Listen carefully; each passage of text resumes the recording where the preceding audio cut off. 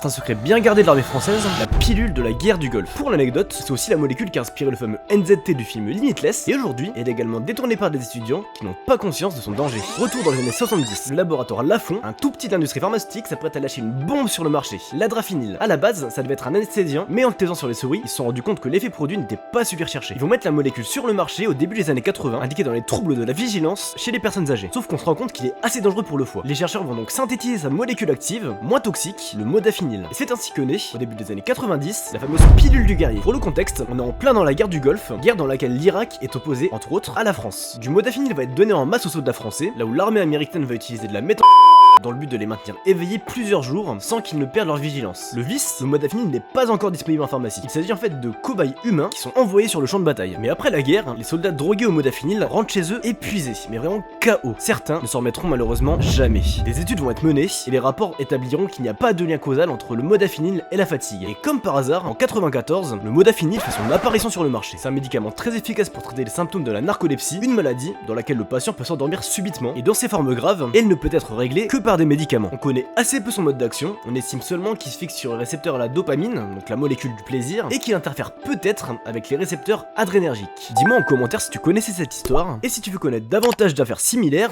like et abonne-toi.